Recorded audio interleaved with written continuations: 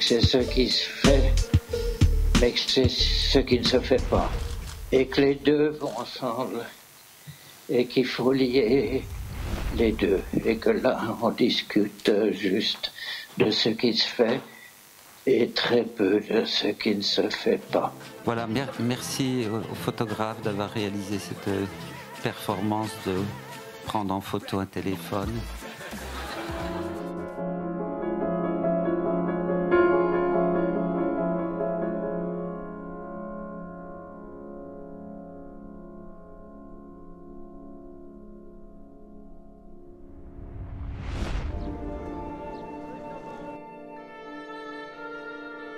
Godard qui inaugure la première conférence de presse FaceTime de l'histoire du Festival de Cannes. Et pendant ce temps, le cinéma s'engage pour les femmes et pour les générations futures. C'est la semaine du cinéma positif avec TV5 Monde.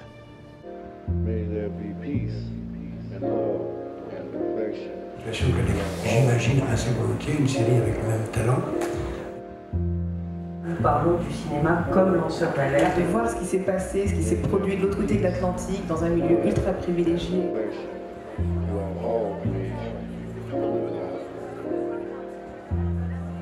C'est un acte dans le contexte d'une action avec un vrai plan de développement où nous voulons pousser le cinéma, comme l'ensemble des activités humaines, à devenir plus positives. Comme nous travaillons sur le cinéma positif, nous travaillons aussi sur l'agriculture positive, sur bien d'autres domaines, de façon à ce que nous nous conduisions tous de façon plus conforme à l'intérêt des générations suivantes.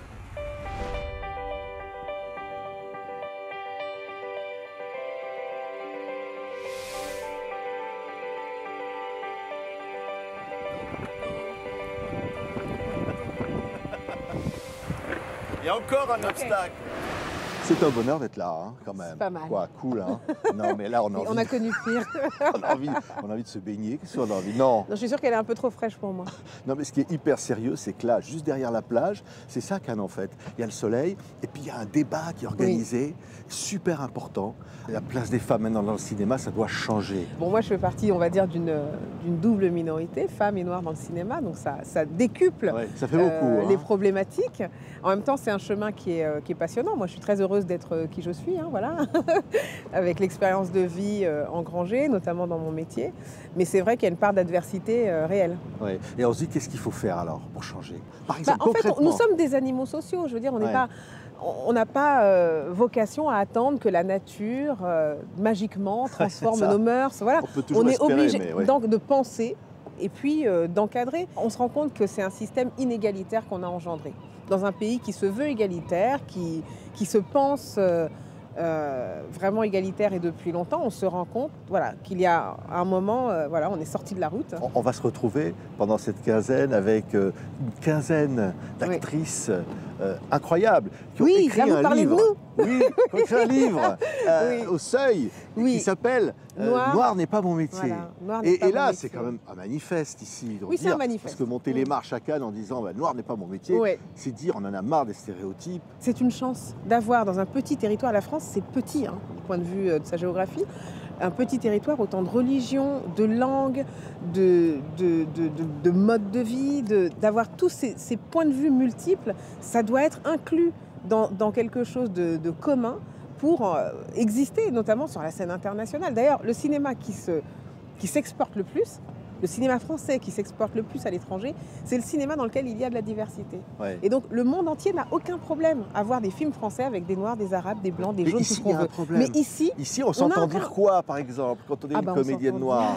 On s'entend dire ça vous pouvez pas, ça c'est pas un rôle pour vous. Oui, on s'entend. C'est soit du rejet, soit de l'assignation, c'est-à-dire qu'on nous propose toujours les mêmes types de rôles, même si moi, à titre vraiment personnel, j'ai quand même eu beaucoup de chance de rencontrer des metteurs en scène intelligents, intéressants, qui eux-mêmes faisaient bouger les lignes. Parfois, c'était naturel chez eux ou parfois, c'était au gré d'une rencontre, de discussions, etc.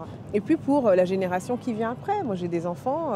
Imaginez qu'ils puissent aller à des entretiens d'embauche un jour et qu'ils puissent ne pas avoir le job parce qu'ils ont une couleur de peau trop foncée. Pour moi, en tant que mère, c'est inaudible. Ouais. Et ça n'est pas négociable, en fait. Autant, moi, j'ai pu un peu essuyer les plâtres, la génération avant moi et celle d'avant, voilà. Mais aujourd'hui, je pense que voilà, la cocotte minute va exploser et ce ne serait que logique qu'au bout d'un moment, ce système ne fonctionne plus. Or, pour qu'il change, on peut le faire sans violence.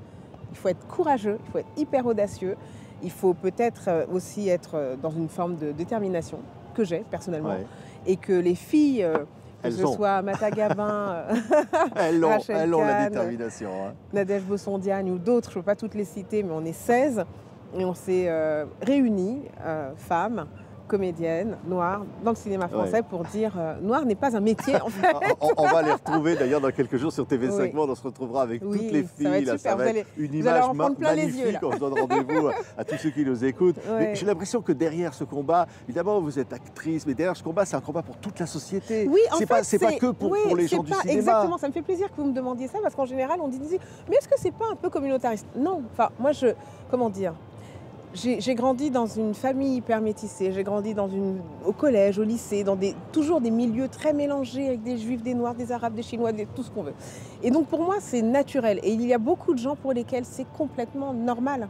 Et du coup, moi j'ai choisi de réunir ces femmes-là parce que je me suis dit en fait là, il faut vraiment qu'on soit ensemble pour qu'ils comprennent que c'est pas le problème d'une personne un peu échevelée ou d'une autre un peu trop révoltée. Non, on vit toute la même chose. Donc en fait, ça veut dire que vraiment il y a un problème. Et en fait, ce problème, il dépasse notre condition de femme noire. La question, c'est d'être dans ce cette double identité d'une certaine façon. Ça permet d'ouvrir le champ sur beaucoup d'autres problématiques. Liées évidemment aux femmes, liées au fait de ne pas être blanc dans un pays où être blanc est la norme, liées au fait tout simplement d'être différent et de ne pas être accepté ou d'être assigné dans un certain imaginaire à cause de ça. Donc c'est sûr que c'est une question qui nous dépasse et je pense que c'est aussi pour ça qu'on est porté. C'est qu'on n'est pas dans une lutte de chapelle égoïste, on n'est pas non plus dans la croyance que si les Noirs et seuls les Noirs avancent, tout ira bien. Je ne crois pas. C'est comme pour les luttes féministes, je pense que aujourd'hui, pour moi, le grand défi du féminisme, c'est d'inclure tous les féminismes, au-delà des divergences. C'est très difficile, parce qu'il y a des divergences politiques profondes parfois, mais pour moi, l'idée, c'est de dire, en fait, les autres femmes, la liberté, enfin ma conception de la liberté des femmes, c'est qu'elles soient libres de se définir elles-mêmes, quelle que soit la définition, même si ça me dérange. Et c'est la même chose quand il s'agit Enfin, c'est pas exactement la même chose, puis là je pars dans une phrase trop longue. Elle est très bien la phrase. Elle était super la phrase. Merci Aïssa Maga. Merci beaucoup. Le débat continue. Oui. Merci de le porter, Merci Aïssa, beaucoup. au Festival de À Cannes. bientôt. Au revoir. With a burning violin, dance me through the panic till I'm gathered safe.